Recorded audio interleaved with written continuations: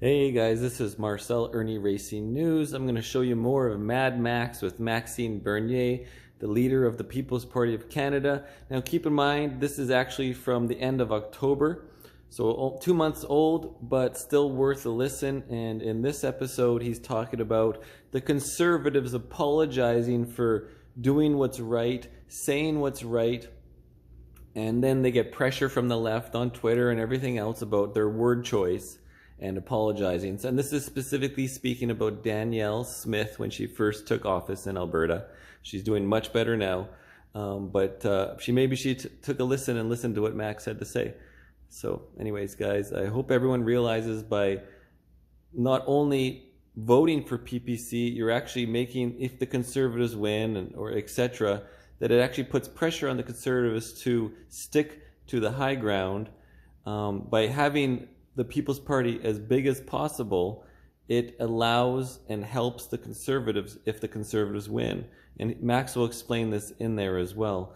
It's just like back in the day of Christian, as a liberal, he was actually the most conservative liberal. Or Stephen Harper, who was a conservative, he was actually the most liberal conservative prime minister. Chrétien, sorry. So Chrétien was the most conservative liberal prime minister. And it's because of pressure from the opposition or pressure in the party, like a small percentage, like the PPC, that gets things moving forward, guys, and makes the general public, so the Conservatives, like Pierre, you know, he's doing his conservative platform right now, but once it comes time for election, he's going to go with what the general population thinks or wants or thinks they want, and he's going to adjust this thing more and more to the left.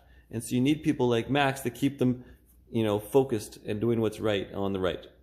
So let's move into the last topic, Maxime. Yeah, and that's I want to talk about this trend of conservative politicians apologizing, cowering to the kind of woke mob, and apologizing even when they're right.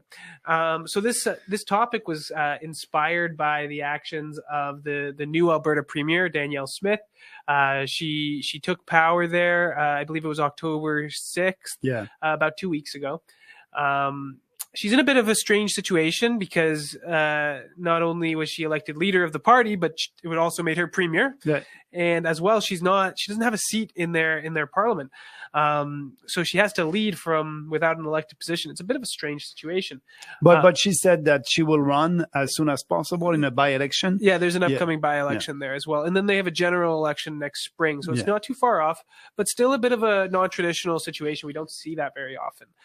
And over the last her first 2 weeks, there's been two pretty major controversies, and in both cases, Ms. Smith has ended up walking back or outright apologizing for her actions. So I do want to kind of go controversy by controversy here and look at them and have our discussion here. So the first one was at her opening press conference, she made a comment that went hugely viral across the world. She said that unvaccinated Canadians were the most discriminated group she's ever seen in her lifetime. I think we have the full clip of her saying the community that faced the most restrictions on their freedoms in the last year were those who made a choice not to be vaccinated. I don't think I've ever experienced a situation in my lifetime where a person was fired from their job or not allowed to watch their kids play hockey or not allowed to go visit a loved one in long-term care or hospital or not allowed to go get on a plane to either go across the country to see family or even travel across the border. So they have been the most discriminated against group that I've ever witnessed in my lifetime. That's a pretty extreme level of discrimination that we have seen. I don't take away any of the discrimination that I've seen in those other groups that you mentioned, but this has been an extraordinary time in the last year in particular. And I want people to know that I find that unacceptable, that we are not going to create a segregated society on the basis of a medical choice. Oh my God. You know, I think I said the same thing. If you look at all my speeches during this rally, what she said was the truth, based on facts and the reality. It was nice to see from an actual government official. Absolutely. But in Canada right now, you cannot say that. You have to be politically correct. So for the press, for some conservative in brackets, MPs, MLA at the provincial level, that was not acceptable. Yeah. Can you believe that? So now that's what she said. She retracted from that. Yeah, 24 hours later, I think we have the statement that she released shortly after that. She put out a statement contextualizing her comments. Everything was right. It was a soft apology, walking back what she had said, but everything she said was true. Absolutely. So doing that, you're giving more and more and more to the left. I remember what Margaret Thatcher said. I don't like consensus and compromise. Yeah. You must stick to your conviction. When you're doing that, you're giving always a little bit more and more and more to the left. That's what she did. She apologized for that. There's no reason, because some groups and the media came and said, don't forget what happened to other groups around the world. And, they had a bigger discrimination than that. And so, but she said in her first statement that, I understand that there's other group that she said that at the end of the statement. So why a day after or 48 hours after that, saying that? It's disappointing. But I must say that I like Danielle Smith because during her campaign, she said that she wanted more autonomy for the provincial Albertan government. And that's our platform. We want to give more autonomy to every province. And she said enough is enough with federal intervention in our jurisdiction, in our provincial jurisdiction. That's what we are saying, respecting the Constitution. So she was a real conservative during the leadership campaign. And now, Premier, and couple of hours after being elected, she delivered that press conference. That was great. And she has to apologize. She didn't have to do that. No. And so that's the political correctness in our country. That's why I believe that in 2018, when I tweeted, something, that tweet was very popular. Yeah, the death of political correctness. That's the death of the political correctness. And that's not the case for Danielle Smith right now. No. And then, as if it was bad enough to see her apologize once, less than a week later, she starts getting pushback from the press for comments she made months ago during the leadership contest about the Russia-Ukraine war. I think we have the comments that she said, but they were, to be honest, pretty milquetoast. Yeah. She said that Ukraine should remain neutral. Yeah. And that was for the best interest of everyone. She compared it to Canada. Yeah, Ukraine must not be part of NATO. Yeah. And that was what Putin and Russia were asking for before the invasion. They said, we don't want Ukraine to be part of NATO, because if Ukraine is part of NATO, you will have a NATO base in Ukraine at the doors of Russia. And if you know your history, in 1962, actually 60 years ago this month, that was the Cuban missile crisis. Yeah. And Kennedy said the same thing to Khrushchev. Yeah. I don't want Soviet missiles at my doors in Cuba. And they had an agreement. And now that was good for Kennedy, but that's not good for Putin. And she was saying that. She was speaking about the history of that conflict. And I think that was based on history. She's totally right. Again, I think she made some other comments to the effect of there are regions of Ukraine that feel like they're ethnically Russian and they want to join back with Russia. Again, an accurate comment. Yeah. And yet again, within 24 hours, she's walking back her comments and apologizing and saying this isn't what she believes and affirming that she supports Ukraine in this. Yeah, and I believe that she did that because in Alberta there's a huge community, Canadians from Ukraine origins, and she's pandering to them. She's pandering to them. And I believe that she received calls from MLA saying, there's a lot of Canadians from Ukraine origin in my riding. And if you don't apologize, I won't be reelected and blah, blah, blah. Yeah. And so she decided to go all the way, and what she did, I'm pro-war, pro-Ukraine, and blah, blah, blah. That's disappointing. But she's right. Why does she keep walking things back and apologizing? What do you think about this trend overall? It's not Danielle Smith is just the most recent example of this. Like, we see this in politicians around the world. They boldly say something that they believe in. They're totally correct. And then the woke mob starts trying to cancel them. They're afraid. They're afraid of the mob. They're afraid, if I'm saying that, it's not in line with the majority, or it's not politically correct, or I won't be elected. Instead of saying what is important and good for the country and having the right policies, knowing that maybe you won't have the support of the majority right now, today, when you're saying something like that, but you know that it's the right thing to do. And doing that, you know that the more you speak about that, the more people will be on your side. But these politicians are looking at the polls today and, I cannot change that, so I will be in line with that. But don't forget, it's a poll from one day. It's a photo of the public opinion that day. So you can change it. But no, they don't have the courage. So that's a big example of the difference between us and all these traditional establishment party. Yeah. We don't care about the poll. Yeah. We are doing what we think is right for this country. And we know that the more we speak about it, the more popular it will be. Yeah. But they're looking at the short term. They want to be in line with the majority right now. They're scared and like that, they're pandering, they're retracting, following. They're following instead of leading, right? That's it. Like, there's nothing she said was wrong. She should double down and explain why she thinks that, because she's right. Yeah. And you'll win the argument if you're right. Like, absolutely. Yes. That's simple.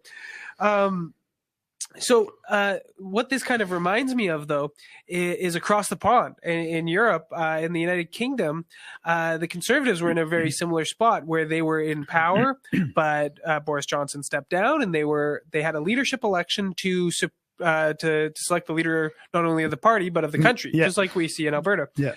And that didn't turn out so well to them. We heard this morning that after only 44 days as Prime Minister, Liz Truss was resigning.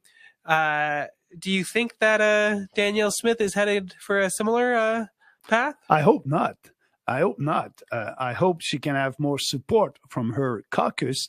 And like you said in the beginning, it's a little bit more difficult for her because she's not elected. But I understand that before Christmas she'll be elected. She'll be in the Legislative Assembly. But I hope that she will be able to do what she said during the campaign, and to be able to have more support coming from the member of the Legislative Assembly from the United Conservative Caucus. But what happened in UK, she did she took a very bad decision. She said to people in UK, we will lower your taxes. We don't have money. We are broke. We have a huge deficit. We'll lower your taxes, and that will increase our deficit and our debt. But the market reacted and said, you cannot. And she cannot. They must be responsible. They must be fiscally responsible. She's a conservative. So that was a mistake. And at the same thing, also like Danielle Smith, she didn't have the majority of our caucus. So she has to do some compromise, and it's very difficult. And after that, a couple of ministers said, I cannot trust you anymore. And so I think she was in a real position to resign because of her bad action and bad policy, but because also she was not able to unite the caucus under her vision for the country. Yeah. It kind of highlights a bit of the problems with these establishment parties, right? Because it does seem like Danielle doesn't have the support of her caucus and is making these decisions even more difficult for her. It's not only getting pressure from the media, from the opposition, but also from inside. Yeah. And it reminds me of something that you've said, how after the 2017 CPC leadership race, when you lost, you were almost relieved. Because you didn't have the support of the caucus, and it was going to be very difficult for you to enact the change that you wanted, and that that because a large portion of the base wanted. Absolutely. During that night, that Saturday night, I was relieved when I look at 51-49, because I said in myself, and I had only 4 conservative MPs that supported me on 99 conservative MPs, only 4, including myself. So I said, I will have to do some compromise. And I didn't want to compromise on my ideas because I strongly believe that I have the best ideas for this country. So that's why I had a sentiment of being relief, not having to do all these compromise. But what I did, I tried to, because I had 49%, I said, I'm going to speak with the establishment, with Andrew Scheer, and to be sure that he will take some of our ideas for the next electoral platform. And it took me 13 months. And at the end, Andrew Scheer was very honest. And he said, Maxime, we won't take any of your ideas. I said, why? He said, because they're not popular. I don't care about conservative members anymore. I care about pandering to the public now. That's it. I said, they were popular with the conservative membership. No, Maxime, we're doing polling and focus group, and they're not popular with the general population, so we won't speak about it. So that's why they're conservative only in name. They don't have any conviction.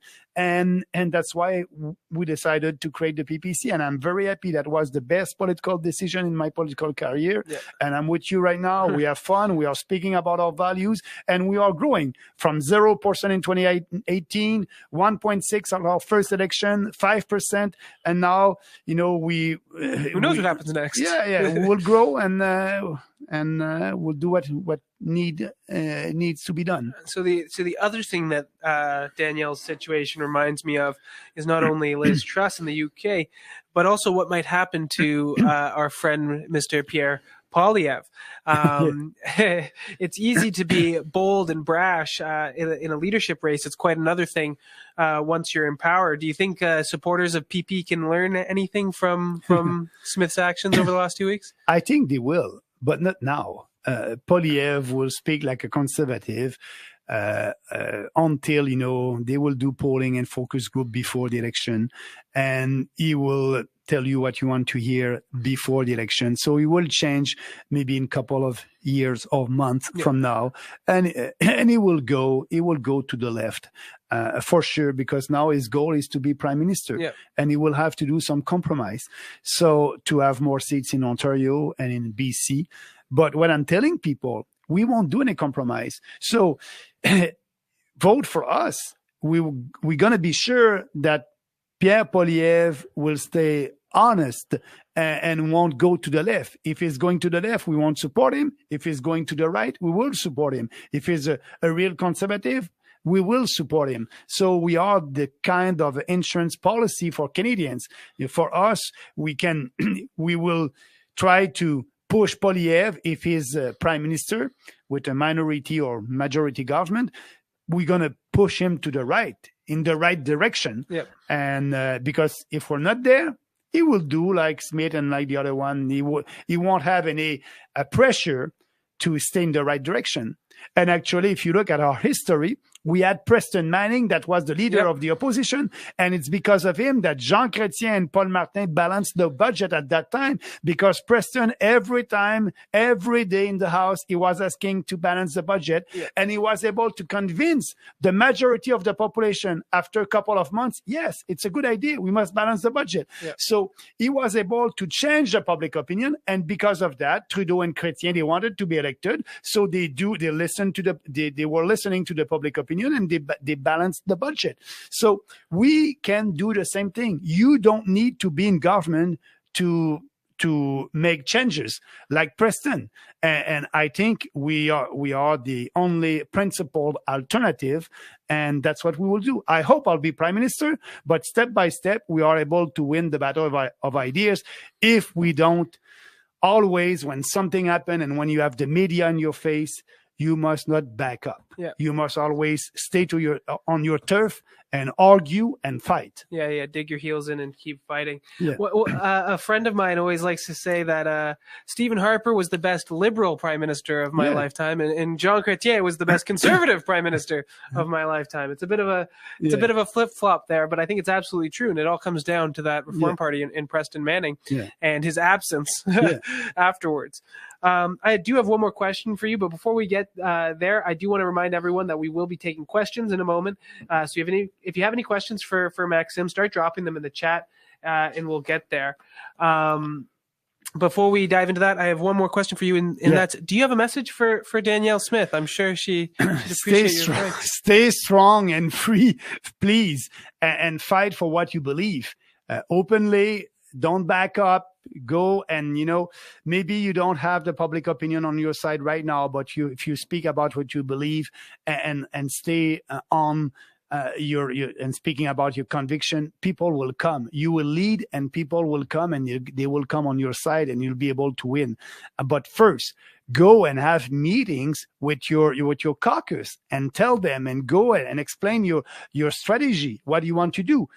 You need to have their support. And I believe that you'll be able to have their support if you are speaking with them and if you have a strong plan and an idea for Alberta. And I believe that you have the best ideas for Alberta, asking for more autonomy. I'm with you, Danielle, on that. I will help you. We are the only party that will give you that autonomy. You won't have to pass a legislation. You won't have to pass the Sovereignty Act. We will give you what you want, and also will be very generous. We'll give that to every province. That will be fair. Perfect. So there's the message, Danielle. Clean up your act and stop apologizing. Yeah, you're right. Please. Excellent. So with that out of the way, we will have some time for a few questions. As a final reminder, take a moment to interact with this live stream in any way that you can. Drop a like, a retweet, a share, a follow, whatever the social media. Go on our website, peoplespartyofcanada.ca, and we will answer some questions. But if we won't have time to answer all the questions, but you can write to us at info@peoplespartyofcanada.ca.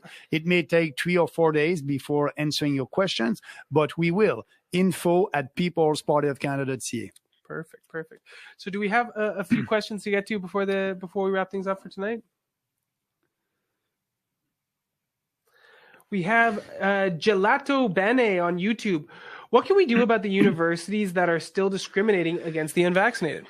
Actually, I'm speaking against that. For me, as a politician at the federal level, I cannot do anything right now. What we want to do is to be sure that if there's no free speech and freedom in university, they won't receive any money from the federal government. So that being said, I want you to be active. What you can do and what I'm doing with you, speak out, stand up, and there's no logic, there's no science beside that. It must be abolished. And if you cannot do that, I hope that somebody will take them in the court, and I hope that you'll have a debate and a decision from the court. But be active, be out there, protest, and if we are all there and speaking about that, we will be able to influence them. You must, have the students that will write to, you're the client for the university. Maybe you can do, you can decide with other students to write to the administrative board of the university to speak to your professor, teacher. You must act. What I'm telling you, act and do something. Be out there and do something. If you know that it's illegal and unconstitutional and you keep it that for yourself, nothing will happen. So be out there, and I'm supporting you on that. Yeah. We need to change the public opinion, and we do what we can to push, but you can make a big influence as well just by speaking to your friends and family or getting involved in the PPC. But also, university isn't the not going to university is not the end of the world anymore. That's coming from a recent university grad. Might not be worth all the money you're putting into it, especially with them enforcing these ridiculous restrictions. Let's take another 2 questions and then wrap things up. We're a bit late for tonight. Is the PPC running in the Mississauga by-election? There's an upcoming by-election. I hope so. Danielle, you'll know that better than me. Danielle, as you know, is the executive director of the party, is working on that. And our goal is to have a candidate there.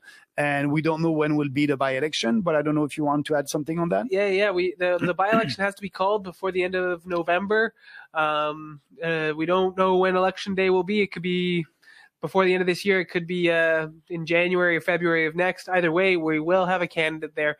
We will have a big team on the ground. We'll be mobilizing folks from across the province to come and make sure we can get the strongest PPC result in that riding possible, and maybe even get our first seat. And I'll be there. I will help our candidate, and I will campaign with him or her when we'll have a candidate. Yeah. So we should be launching that process actually to select a candidate for their next week. So look out for that. Look out for updates. And if you're in the Mississauga area, if you're in Mississauga Lakeshore, and you want to get involved with the PPC, watch out for those updates. Yeah. Let's take one more question and wrap things up for tonight. Okay, we have Kenneth Surgeon on YouTube asking, question, what is the PPC stance on the Ukraine? It's we are the only national political party in Canada that is against that war. We are saying we don't have to be part of that. It's not our war. There's a lot of wars all across the planet, and we were not part of that. Actually, if you look at the history of our country, we are a country that promoted peace and prosperity. Lester B. Person, and we spoke about Chrétien and Martin Chrétien during our Iraq war, said, we won't participate in that. And I believe that must be also the position of our country. It's too bad now that all these establishment politicians, including Pierre Poilievre, the NDP, the Liberals, the Bloc Québécois, they are all pro-war. Yeah. We are the only one that say no. We are broke and we are sending money and resources to Ukraine. We must stop that. We must stop that and promote, a diplomatic solution of that for that conflict. That is the historical position of our country, and that is the position of the People's Party of Canada. Yeah. We're not getting involved in endless foreign wars in this party. Yeah. It's over. Yeah. We're turning off the taps to the military-industrial complex. We're not virtue signaling on what's going on in foreign countries. We're focused on doing what's best for Canadians, and what's best for Canadians right now is balancing the damn budget. Yeah, absolutely, and fighting for our sovereignty. Yeah. Excellent. So on that note, we're going to wrap things up for tonight. We're not taking quite as many questions as usual. We started a bit late, but that's my fault. We'll be on time next time. 2 weeks, we'll be back. I'm not sure exactly what the date is, but we will be back soon. So watch out for the next live stream. If you can take one last moment, interact with this live stream in any way you can. Like, a share, a follow, anything helps get more eyeballs on this live stream even after it's concluded. But best thing that you can do is head over to peoplespartyofcanada.ca. Make sure you're following our email list so you get those uncensored updates straight in your inbox. And if you can afford it, make a small donation, or better yet, become a member of the party so you can start to get involved. Do you have any final words for our viewers tonight, Max? No, that was great. I always enjoy it. And sorry about that. We didn't have time to take a lot of questions. But what I said, write to us at info@peoplespartyofcanada.ca. And that being said, stay strong and free. Have a great night. Thank you.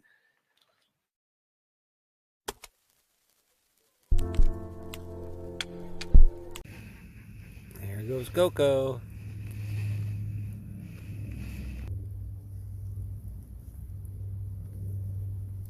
Where are you going there, Coco? Not. This is her first time being outside on a leash. I wonder if she'll pick it up. Come on, Coconut. Come on, Coco. I know you're shivering. It's not that cold out.